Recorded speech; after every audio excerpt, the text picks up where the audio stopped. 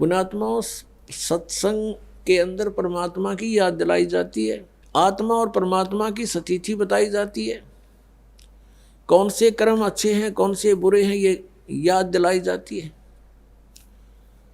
और आपको जो मिशन से जुड़ता है, जो भगवान चाहता है, उसको स्ट्रिक्टली कहा जाता है कि ये पाप नहीं करोगे, ऐसा नहीं करोगे तो तुम सफल होगे, सच्चाई है ये।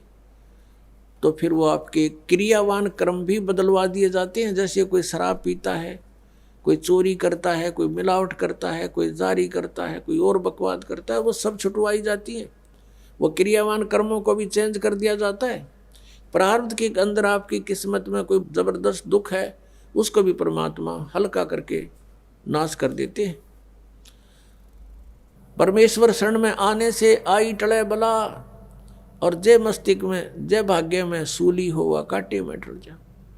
यदि आपके भाग्य में कहीं मृत्यु दंड लिखा हो, कहते कांटा लाग के, मनमाने ठोकर लाग के, अंगूठा फूट के जीवन बच जा, इतना हल्का करके परमात्मा वो कबीर परमेश्वर आपके प्रारब्ध में लिखे हुए पाप कर्म का विनाश कर देते हैं। और संचित जो कर्म आपके वहाँ रखे हैं डिपॉजिट, उसका भी नाश कर देते हैं। क्या बताते हैं परमेश्वर अपनी महिमा, आप ही बतावें आकर के। जब ही सतनाम हृदय धरो, भयो पाप को नाश, जैसे चिंगारी अग्नि की भाई पड़े पुराने घास। हमारे संचित कर्मों का ढेर लगा पड़ा है। हम आप जी को अब मिली है सत साधना, जो सच्ची साधना करनी चाहिए थी। इस सत साधना को ना करके हम जितने भी क्रियाएं करते थे वो शास्त्र विधि को त्याग कर मनमाना आचरण था, वो भगवान के विधान के विपरीत था। श्रीमद् भगवत गीता अध्याय नंबर 16 के श्लोक नंबर 23 में लिखा कि अर्जुन, शास्त्र विधि को त्याग कर जो मनमाना आचरण करते हैं, अर्थात मनमानी पूजाएं करते हैं, शास्त्र जो शास्त्र अनुकूल नहीं है, तो उनकी न तो गति होती है और न ही उनको कोई सुख होता है और न ही उनको कोई सिद्धि प्राप्त होती है, अर्थात यूजलेस। और इन तीन कामों के लिए ही हम भगवान की भक्ति करते हैं। और वही उन साधनाओं से कोई लाभ नहीं होता जो शास्त्र विधि को त्याग कर मनमाना आचरण करते हैं। तो उन क्रियाओं से हमें पुण्य बना नहीं, भक्ति धन जुड़ा नहीं। और जो साधना हम करते थे शास्त्र विधि को त्याग कर, उससे पुण्य के स्थान पर पाप बनते रहे। हम जिस लोक में रह रहे हैं ये काल का लोक है, यहाँ सुख नहीं, यहाँ तो सारा निर्दयी कार्य है इस भगवान का। क्योंकि जिसका नाम काल है, जो है ही कसाई, तो वहाँ सुख कैसे हो सकता प्राणी को।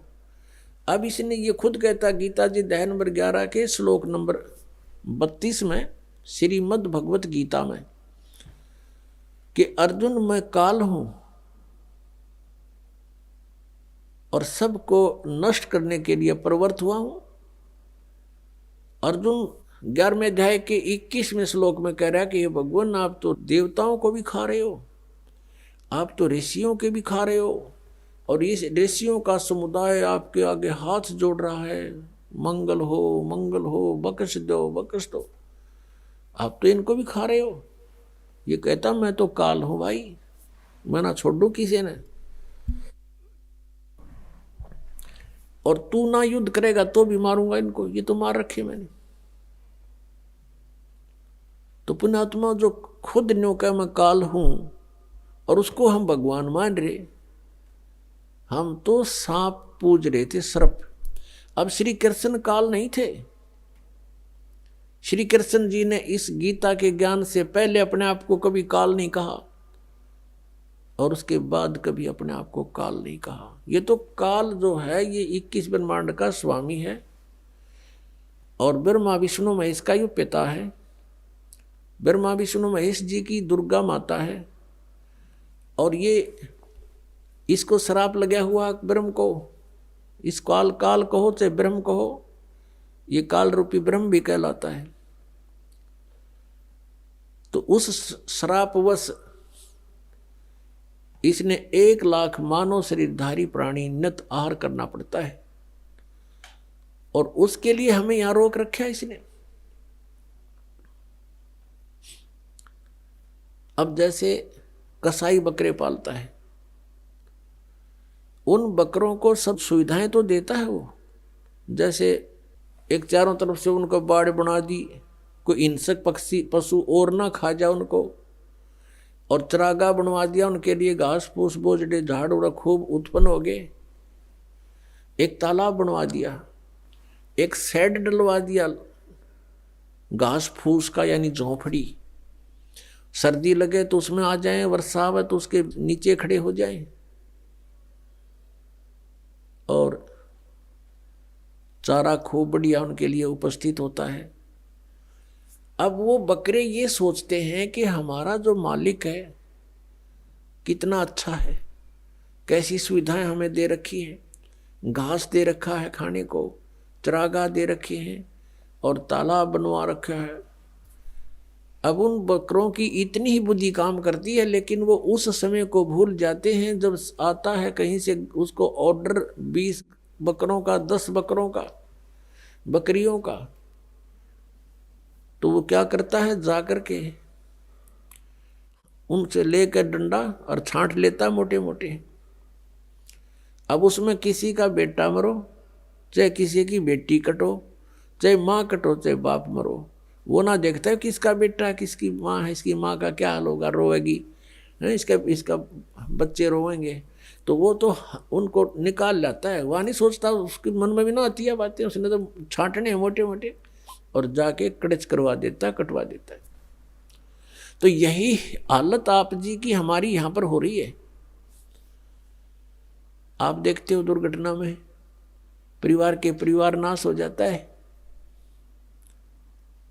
वैसे किसी आपदा में जैसे भूकंप आ गया, वहाँ पर अक्षेत्र नष्ट हो जाता है, किसी परिवार के 4 मर गए, 5 मत, किसी के 6 मत, 3 मर गए, कुछ बालक बचे, किसी का बाप बच गया। तो ये स्थिति हमारी यहाँ पर है, जैसे वो कसाई के बकरों की होती है।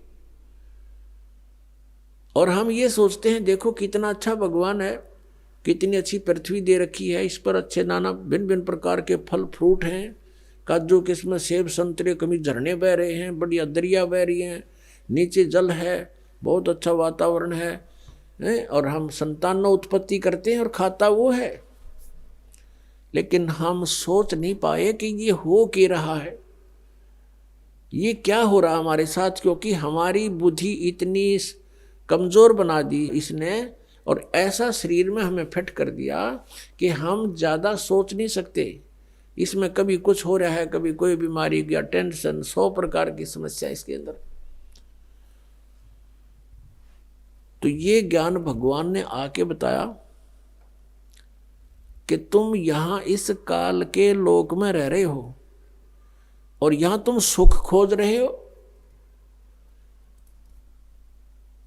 तो जो प्रसंग चल रहा है कि ये पाप कर्म का नाश नहीं कर सकते, और ये खुद भी दंड भोगते हैं। ब्रह्मा विष्णु महेश के पिता हैं ये काल भगवान, और जो शास्त्र विधि को त्याग कर मनमाना आचरण करते हैं, तो हम ऐसे लोक में रह रहे हैं कि उस शास्त्र अनुकूल साधना करेंगे तो कुछ पुण्य तो हो जाएंगे, लेकिन पाप भी पैरेलल होंगे तो वो अलग से लिखे जाते हैं। जब तक हम परम पूज्य कबीर देव परमेश्वर की शरण में नहीं आते, और वो भी परम संत के माध्यम से, नकली संतों से भी परमात्मा से कनेक्ट नहीं हो सकोगे, चाहे वो कबीर पंथी भी कहलाते हैं, क्योंकि उनके पास वो मंत्र नहीं है जिससे परमात्मा हमें लाभ दे सकता है। अब जैसे कोई गणते जांडी काटे तो कोई प्रॉपर वे थोड़ा ही है, वो तो बकवाद है। जांडी काटनी है तो तिखा कुआड़ा चाहिए, कट्टा कट कर दे 1 घंटे में साफ, और उस गणका लगा रहो चाहे 10 दिन तक कंडे मोर हो ले। तो साधन ठीक हो परमात्मा के पाने का, परमात्मा मिलेंगे।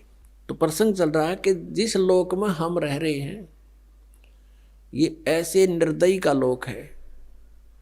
आप यहाँ अपने पेट के लिए जा रहे हो, जाना पड़ता है, रास्ते में कीड़ी मकोड़ी ना जाने कितने जीव जंतु आपके पैरों के नीचे कुचले जाते हैं, और ये पता भी होता है और फिर भी नहीं बचा जा सकता हमसे। परमात्मा कहते हैं पृथ्वी ऊपर पग जो धारे और करोड़ जीव एक दिन में मारे। अब कहने का भाव ये है कि जो हम साधना करते थे शास्त्र विधि को त्याग के, उनसे पुण्य तो कोई बना नहीं था क्योंकि वो शास्त्र विरुद्ध होगी, और पाप अपने आप बने थे। जैसे 1 एकड़ जमीन है, यानी कोई 2-4 एकड़ जमीन है, उस जमीन में, उस पृथ्वी पर यदि उस जमीन से हम कुछ लाभ लेना चाहते हैं, जैसे कणक उगाना चाहते हैं, गेहूं चना बाजरा ज्वार कोई भी फसल हम बनाना चाहते हैं, तो उसके लिए हमने एक विशेष प्रयत्न करना पड़ेगा। वो घास पहले वाला काटना पड़ेगा, उसमें कोई झाड़ बोझड़े उग गए हैं वो काट काट के बाहर करने पड़ेंगे, और फिर हल से ट्रैक्टर से यानी परिश्रम करना पड़ेगा और पैसे लगाने पड़ेंगे। अपनी मेहनत से, मजदूरी से या पैसे से उसकी गुडाई करनी पड़ेगी। फिर बीज डालना, वो भी पैसा, यानी बीज जो डालेंगे चाहे मोल ला कर डालेंगे या अपने घर से डालेंगे तो वो भी पैसा ही लग रहा है। फिर सिंचाई का, उसके ऊपर फिर अपनी पर्सनल मेहनत, ये सब इतना व्यय करके और समय भी सारा दिन उसी के चक्कर में लगे रहना, तब जा कर के कहीं फसल बनती है, गेहूं प्राप्त होते हैं। और उसी जमीन, उसी पृथ्वी को आप बिल्कुल ना छेड़ो, कुछ ना करो, उसमें भी फिर भी अपने आप अड़ंगा उग गया होगा, अपने आप इतना कुबाड़ो उसके अंदर उत्पन्न हो जाएगा, वो दिखे भी नहीं पृथ्वी है यहाँ पर, तो वो यूजलेस है। तो पुण्यात्मा, वो घास तो आप पे बन गया, वो अड़ंगा कुबाड़ तो आप पे उग गया, और फसल बनाने के लिए कितना प्रयत्न करना पड़ा, और वह भी फसल हुआ तो वरना भी हुआ। यहाँ के जो साधनाएं थी वो ऐसे टाइप की थी जैसे कोई इंद्र की गद्दी प्राप्त करने के लिए, स्वर्ग का राजा बनने के लिए तप या यज्ञ करते हैं, तो उनकी यज्ञ या तपों को खंड करवा दिया करता था वर्तमान राजा इंद्र। क्योंकि यहाँ राजनीति चलती है, धर्म नीति नहीं चल सकती। धर्म नीति तो परमात्मा के चरणों में आने के बाद हम राज्य की इच्छा त्याग कर ही धर्म नीति को पर चल सकते हैं, उसको सफल कर सकते हैं। तो इंद्र अपनी राजनीति के आधार से कि कहीं कोई तेरी गद्दी प्राप्त करने की योग्य कोई ऐसा धार्मिक अनुष्ठान ना कर ले, तो उनको खत्म करवा देता था, किसी ना किसी कारण से खंड करवा देता। तो वो समझ ले जैसे किसान यहाँ पर खेती तैयार करता है, ओले आगे या वर्षा फ्लड आ गई, हो गया नाश बने बनाए का, या आग लग जा बनी बनाई फसल गेहूं का। तो यहाँ कहने का भाव ये है कि इतनी मेहनत के बाद भी आशा नहीं कि घर आ जाएगी, और घर आती है तो कितना प्रयत्न, और वैसे उसमें अड़ंगा वैसे उग गया उस जमीन में। तो ये हम जिस लोक में रह रहे हैं ये ऐसा स्थान है कि हमने अगर पुण्य करने पड़ेंगे इस शरीर से तो मेहनत करनी पड़ेगी, काम भी छोड़ना पड़ेगा, 10 रुपये भी लगाने पड़ेंगे, तब हम पुण्य प्राप्त कर सकते हैं। और साधना हमारी शास्त्र अनुकूल हो, शास्त्र विधि को त्याग कर मनमाना आचरण ना हो, तो तब हमें पुण्य मिलेंगे और पाप बराबर में लिखे जाएंगे। पाप अलग लिखे जाते हैं, पुण्य अलग लिखे जाते हैं। जब तक हम कबीर परमेश्वर की शरण में नहीं आते हैं परम संत के माध्यम से, तब तक हम जो साधना करते हैं चाहे वो शास्त्र अनुकूल भी क्यों ना हो, तो भी हमारी दोनों लिखे जाएंगे, पुण्य न्यारे पाप अलग। और दोनों ही हमें प्राप्त होंगे।